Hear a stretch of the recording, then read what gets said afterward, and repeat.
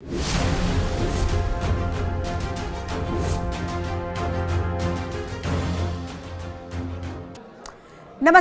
News 18 देख रहे हैं आप। मैं हूं आपके साथ पूजा सचदेवा। 2014 में सत्ता में आने के बाद नरेंद्र मोदी सरकार ने ऐसे फैसले लिए जो मुस्लिम समाज से सीधे तौर पर जुड़े हैं, जैसे नागरिकता संशोधन अधिनियम यानी कि सीएए, 3 तलाक को खत्म करना और यूनिफॉर्म सिविल कोड यूसीसी की तरफ बढ़ते कदम। ये मोदी सरकार के ऐसे फैसले हैं जिन पर बहस भी हुई, विरोध भी और समर्थन भी। देश के बड़े बड़े मुस्लिम संगठनों ने सरकार के इन फैसलों की खिलाफत की, कहा कि इन फैसलों से हमारी धार्मिक स्वतंत्रता छिन जाएगी।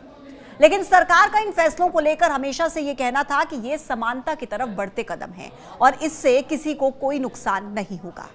आज मोदी सरकार के इन्हीं फैसलों को लेकर डिटेल में मैं आपसे बात करूंगी। सबसे पहले 3 तलाक। 28 दिसंबर 2017 को लोकसभा में मुस्लिम महिला विधेयक 2017 को रविशंकर प्रसाद ने पेश किया था। बीजेपी का इस पर कहना था कि इस विधेयक से मुस्लिम महिलाओं के अधिकारों की रक्षा होगी और उनके खिलाफ अत्याचार कम होंगे। यह बिल जुलाई 2019 में कानून बना था। उस समय भी मुस्लिम संगठनों ने इसका खूब विरोध किया। All India Muslim personal law board ने कहा था कि यह कानून मुस्लिम परिवारों को तोड़ने वाला है। असदुद्दीन ओवैसी ने इसको लेकर सदन के अंदर और बाहर विरोध किया था।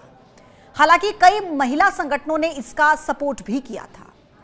नागरिकता संशोधन कानून 2019 यानी कि सीएए, सिटीजनशिप अमेंडमेंट एक्ट, जिसको 9 दिसंबर 2019 को पेश किया गया और 11 दिसंबर 2019 को पास किया गया।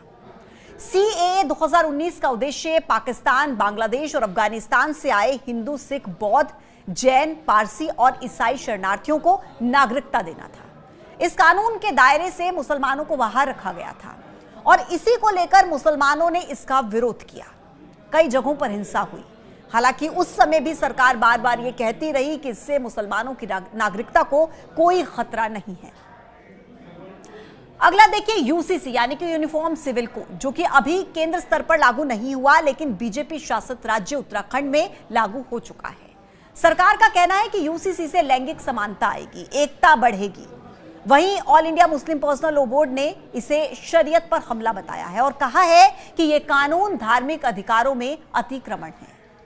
और अब वक्फ संशोधन विधेयक 2025, जिसको लेकर सरकार आगे बढ़ रही है कि इन संशोधनों से भी गरीब मुसलमानों का भला होगा। तो वहीं AIMPLB और जमीयत उलेमाए हिंदू जैसे संगठन इसे धार्मिक मामलों में दखल बता रहे हैं। 2 अप्रैल को लोकसभा में वक्फ संशोधन बिल पेश किया गया। किरण रिजिजू ने इसको लेकर कहा कि दुनिया में सबसे ज्यादा वक्फ की प्रॉपर्टी हमारे देश में है। 60 साल आप सरकार में रहे लेकिन फिर भी मुसलमान इतना गरीब क्यों हैं? इनके लिए आप काम क्यों नहीं कर पाए? गरीबों का उत्थान, उनकी भलाई के लिए काम क्यों नहीं हुए? किरण रिजिजू ने यह भी कहा कि देश में इतनी वक्फ की प्रॉपर्टी है तो इसे बेकार में पड़ा नहीं रहने देंगे। गरीब मुसलमानों और बाकी मुसलमानों के लिए इसका इस्तेमाल किया ही जाना चाहिए। कांग्रेस के सांसद गौरव गोगोई ने कहा कि इस बिल के 4 मकसद हैं: संविधान को कमजोर करना, भ्रम फैलाना और अल्पसंख्यकों को बदनाम करना, भारतीय समाज को बांटना और चौथा मकसद है अल्पसंख्यकों को डिसफ्रेंचाइज करना। गौरव गोगोई ने कहा कि आज एक विशेष समाज की जमीन पर इनकी नजर है। भाजपा सांसद रविशंकर प्रसाद ने कहा कि महिलाओं के लिए संशोधन किया जा रहा है तो यह बिल असंवैधानिक कैसे है? वक्फ कोई धार्मिक संस्था नहीं है, यह सिर्फ वैधानिक संस्था है। अखिलेश यादव ने इसको लेकर कहा कि अंग्रेजी और हिंदी में मुझे यह बिल समझ में नहीं आया। यूनिफाइड वक्फ मैनेजमेंट। अखिलेश यादव ने यह भी कहा कि वक्फ पर कारोबार की बात कह रहे हैं, धर्म की चीजों से कारोबार नहीं हो सकता। अखिलेश ने कहा कि वक्फ बिल में ना तो नीति सही है और ना ही नीयत सही है।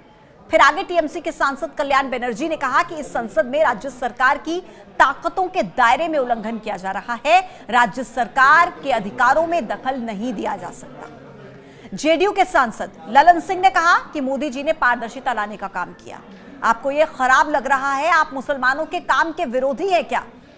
फिर भाजपा के सांसद अनुराग ठाकुर ने कहा कि भारत को वक्फ के खौफ से आजादी चाहिए। खाता न बही, जो वक्फ कहे वही सही। आपको तय करना है कि आपको वक्फ के साथ रहना है या संविधान के साथ रहना है। सपा सांसद मोहिबुल्लाह ने कहा कि हम इस बिल का विरोध करते हैं। अमित शाह का कहना था कि कई भ्रांतियां देश में फैलाई जा रही हैं। ये कहते हैं कि इसका हिसाब किताब ना करो, ये पैसा गरीबों का है, उनके लूटने के लिए नहीं है। कर्नाटक में मंदिर पर दावा कर लिया, 600 एकड़ की जमीन पर दावा कर दिया, चर्च पर कब्जा कर लिया। तो कुल मिलाकर सरकार के अपने तर्क हैं और विपक्ष के अपने तर्क हैं, और इन सबके बीच बड़ी बहस वक्फ संशोधन को लेकर लोकसभा में जारी है। आज के लिए इतना ही। कल फिर आपसे मुलाकात होगी एक नए मुद्दे के साथ। तब तक के लिए आप देखते रहिए न्यूज़ 18। नमस्कार।